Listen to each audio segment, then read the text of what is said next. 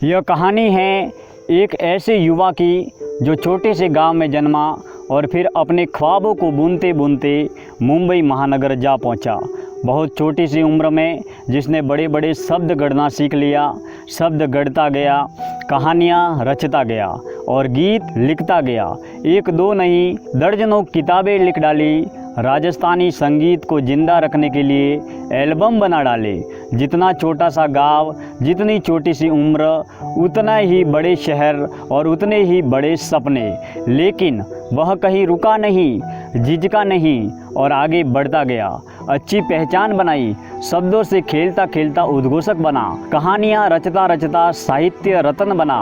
मुंबई की चकाचौंध में हर बड़ी शख्सियत तक पहुँचा।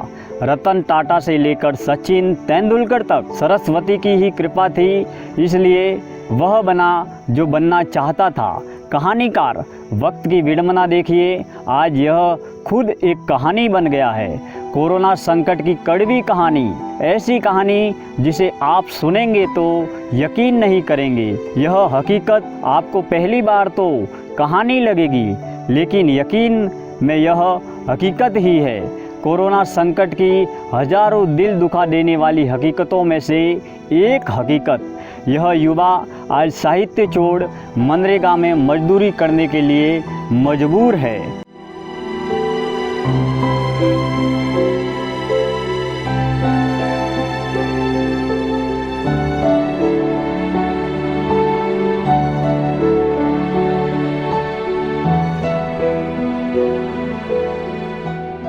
सिरोही जिले में छोटा सा गांव रोहिड़ा, ठेठ आदिवासी क्षेत्र। इसी गांव में रहने वाले दिनेश्वर माली, उम्र करीब 33 साल। स्कूल के समय से ही साहित्य में रुचि थी, सो कहानियाँ लिखने लगे, मंच संचालन करने लगे। छोटे से गांव से निकलकर वो मुंबई जा पहुँचे। कई कार्यक्रमों में मंच संचालन करने लगे। मुंबई के नाला सोपारा में रहते दर्जनों गाने लिख दिए। उनके वीडियो व म्यूजिक एल्बम रिलीज हुए। कविता, गीत, गज़ल और भजन से जुड़ी मारवाड़ी और हिंदी की करीब 12 किताबें लिख डाली, जिनके लिए किसान कवि रत्नो राजस्थान गौरव रत्न जैसे पुरस्कार मिले। फिल्म राइटर्स एसोसिएशन मुंबई के सदस्य भी बने। अच्छी पहचान बनाई और देश की नामी गिरामी हस्तियों से मिलते रहे। सब कुछ अच्छा चल रहा था। करीब 12 साल पहले मुंबई गए दिनेश्वर ने वहां शुरुआत में 1000 रुपये महीना से नौकरी की थी। धीरे धीरे खुद की पहचान बनाई। कुछ साल पहले खुद के लिए एक फ्लैट बुक करवाया। उसकी किस्तें भरने लगे। अपना हर सपना पूरा करने के लिए दिन रात मेहनत की। अचानक देश में आए कोरोना संकट ने मुश्किलें खड़ी कर दी। पूरे देश की तरह मुंबई शहर में सब कुछ ठप हो गया। कार्यक्रम, सम्मेलन आदि सब बंद हो गए।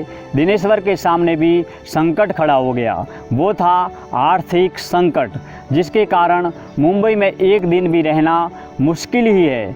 दिनेश्वर ने इसका भी सामना करने की कोशिश की, नई शुरुआत की। कोरोना पर एक किताब लिखने लगे, नाम दिया कोरोना की 21 कहानियाँ। मगर विडंबना देखिए, कोरोना की कहानियाँ लिखते लिखते दिनेश्वर खुद इसका एक किरदार बन गए। सब कुछ ठप हो गया तो मुंबई छोड़ गांव लौटना पड़ा।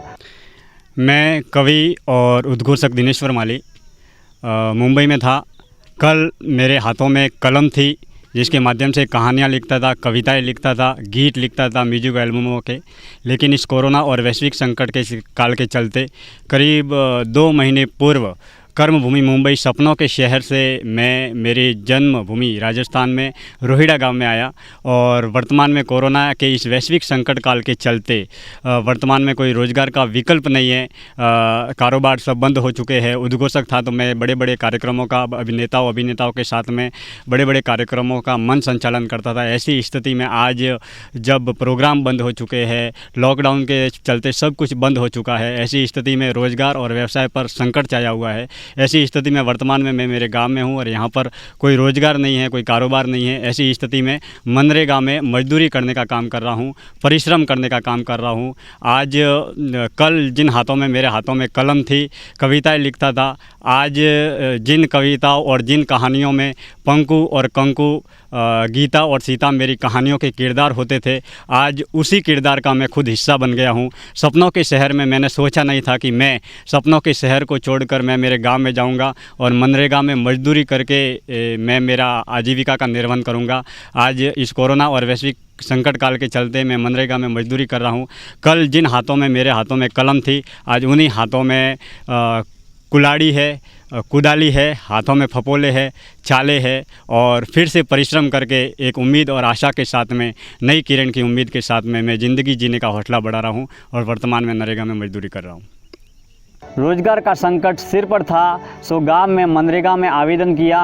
कोरोना पर कहानियां लिखने वाले दिनेश्वर आज खुद उस कहानी का एक किरदार है, एक ऐसा किरदार जो गांव के चारागाह विकास में मजदूरी कर रहा है। मनरेगा पर मजदूरी, साथ में पत्नी भी, दोनों पति पत्नी मजदूरी कर इस संकट को भूलने की कोशिश कर रहे हैं। दिनेश्वर बताते हैं कि काम कोई छोटा या बड़ा नहीं होता, कल दूसरा दौर था, आज भी दूसरा। हर वक्त हमारी भूमिकाएं और हमारी पहचान बदलती रहती है, इसीलिए उन्हें यह काम करने में कोई हिचक नहीं है। सिरोही से गणपत सिंह मांडोली की रिपोर्ट।